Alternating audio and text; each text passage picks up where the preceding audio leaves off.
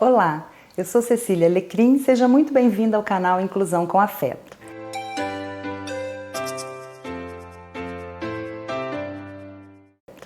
Nesse primeiro vídeo de conteúdo do canal, eu vou falar um pouquinho sobre definições importantes em relação à pessoa com deficiência.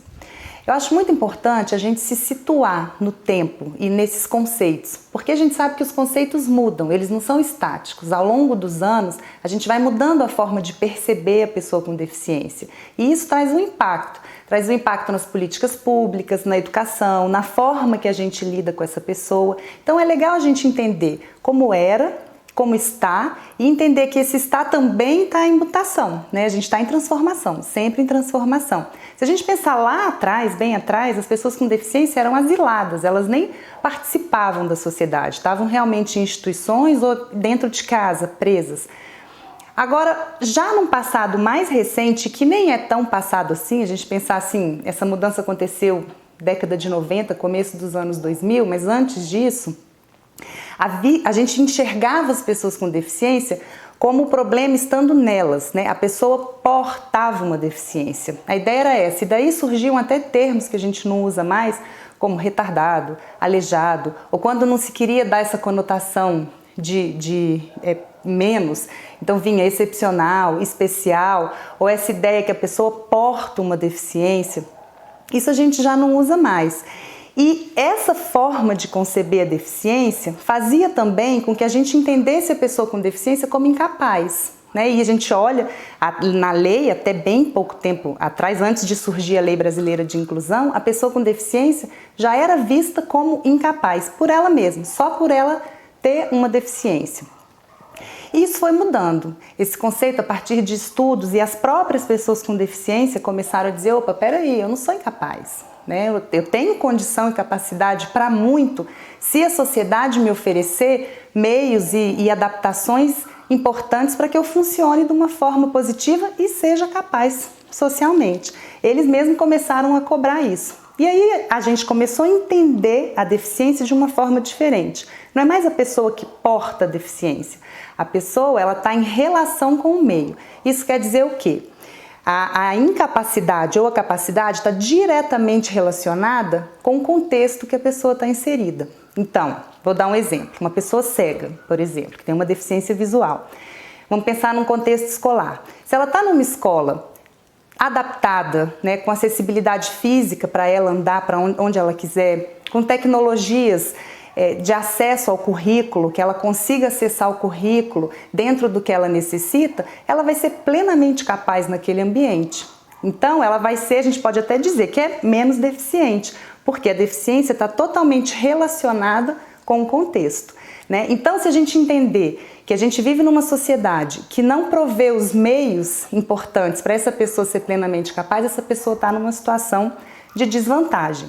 Ela está em situação de desvantagem e a gente, enquanto sociedade, pai, mãe, educador e mesmo qualquer pessoa, né, comum, a gente está diretamente relacionada a essa questão da deficiência.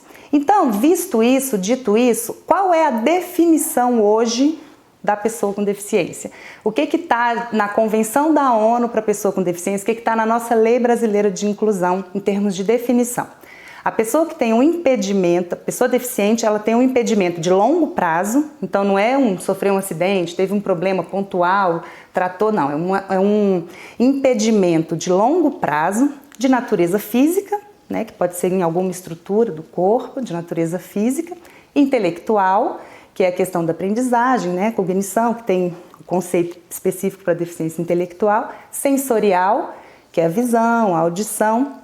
E surgiu um novo conceito que é o mental também, que é a deficiência mental. Antes a gente chamava deficiente intelectual de deficiente mental. Hoje em dia não. A deficiência mental são as pessoas que têm uma deficiência psicossocial, que são os transtornos psiquiátricos. Então, esquizofrenia, depressão profunda, ansiedades profundas, quadros psiquiátricos que meio que pode dizer que cronifica, que lembra do longo prazo, né? Que fica ali, que faz com que a pessoa ela tenha prejuízos na sua funcionalidade, né? Então afeta o trabalho, educação, autocuidados, relação interpessoal. Então isso tem um impacto na vida da pessoa, na adaptabilidade dela à vida. Então A pessoa com deficiência, então, é uma pessoa que tem um impedimento de longo prazo de natureza física, intelectual, sensorial, mental, em interação com uma ou mais barreiras, que pode obstruir sua participação plena e efetiva na sociedade. Então, essa questão da interação, das barreiras, isso quer dizer o quê? A pessoa pode ter um impedimento físico, sensorial, cognitivo, mas se ela está integrada, se a sociedade provê os apoios que ela precisa, ela não vai ser deficiente, ela vai ser plenamente capaz. Então, para a gente dizer que a pessoa é deficiente, vamos dizer assim, tem uma deficiência, a gente tem que entender o impedimento que ela tem em interação com a sociedade. E aí, dito isso, a gente trabalha dois termos que eu vou estar usando muito nos próximos vídeos, que são dois termos muito importantes que a gente usa hoje em dia, que é funcionalidade e incapacidade. Eu já falei deles um pouco, né, e a gente entendeu o que é a funcionalidade. Funcionalidade é o aspecto positivo da interação entre o indivíduo, né, a condição de saúde dele, e o contexto em que ele está inserido. Então a pessoa, a gente até pode dizer, a gente quer o quê? Que ela funcione bem na sociedade.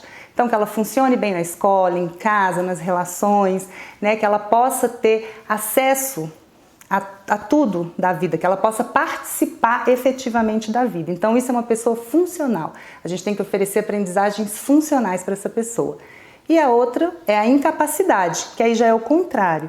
Aí é o aspecto negativo da interação entre o indivíduo e o meio que ele está. E aí a gente fala de barreiras. Então, quanto mais barreiras essa pessoa encontrar, quanto menos acessível é o contexto que ela está inserida, mais incapaz ela vai ser. Mas aí você entende que a incapacidade não está nela, está na relação dela com o mundo.